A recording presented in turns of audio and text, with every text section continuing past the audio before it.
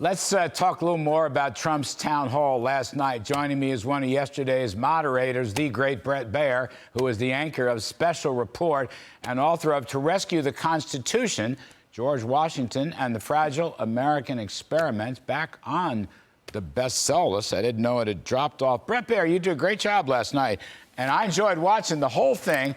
I thought you were great. I thought Martha was great. And I, frankly, as I said in my opening riff, I thought Trump had a really good night. Bret, I thought, now you asked this question, if I'm not mistaken, the retribution question. And he says, look, I'm not going to have time for retribution. And remember, our ultimate retribution is success. You know, Bret, that was a great line and could be one of those little turning points that happen from time to time in these political campaigns. What do you think about all that? Yeah, definitely, Larry. He was on his game. We pressed him on a couple of things that he has said recently, and he said it differently. You know, on the campaign emails, it's about retribution. I am your retribution. But he talked about it, as you talked about, as being success. He also kind of went further down the road of the charge that he's going to be a dictator and what that really means. And when he said that to Hannity, he was very specific. He was on his game. And I think he, liked the format of interacting with people asking questions. There was a couple of DeSantis, couple of undecided, but there were a lot of Trump fans in that crowd. And there's a lot of Trump fans in Iowa as you head towards Monday. The polls are still very strong. It is about logistics and how you get people out, Larry, but it looks good for the former president right now. Now, Bret, you know politics more than I know politics. You cover this stuff every night. I just want to say, it just occurs to me that Trump was good last night. Meanwhile, Haley and DeSantis were basically frying each other's brains out. I mean, the reports coming to that debate were not good. And I just want to speculate. Polls are not votes. Votes are votes.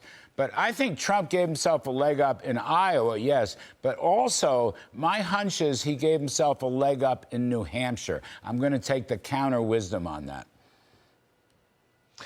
It's possible. Listen, he had a good night. And that format, we did 3 of them in a row. We did Nikki Haley first, and then Governor DeSantis, and former President Trump. And it is a format that lets candidates talk more, engage voters. And voters in those 2 places are very smart. They have a lot of interesting questions that deal with the top issues that Americans care about. So I think that format worked actually for all of them.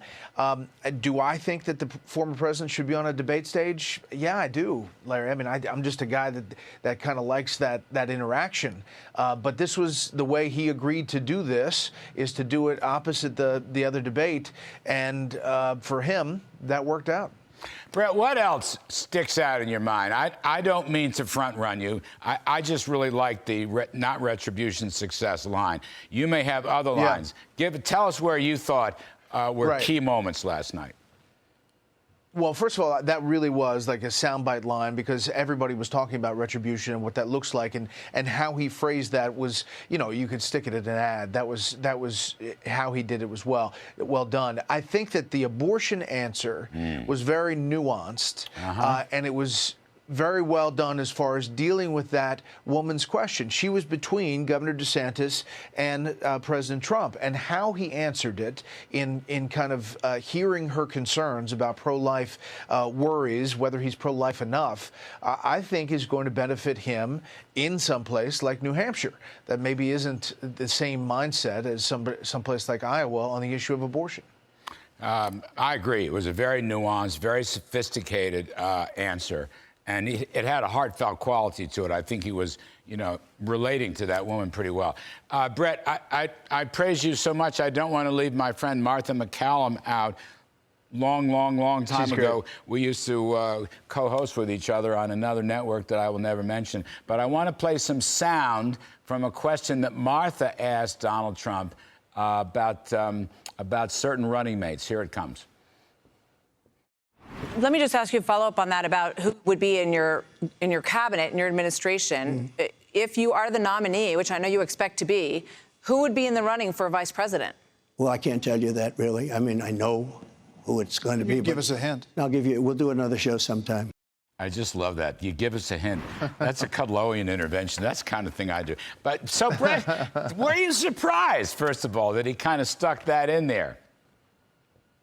I was, actually. I thought we would. And as I'm sitting in my mind going, wait, who is it? Right. How does he already know? This process isn't worked out. Obviously, he's got to win the nomination, but he's in the pole position right now to do that.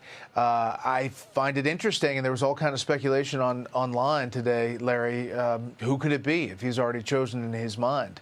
And I think there's, a good betting pool someplace with some bets going in. Who's? You know what? I was so busy preparing for this show and this interview with the great Bret Baier. I didn't see, where was the speculation for vice president? Who won the speculation race? There was a lot of Kristi Noems. There was a few Tulsi Gabbards. There was even a Joni Ernst thrown in there from Iowa.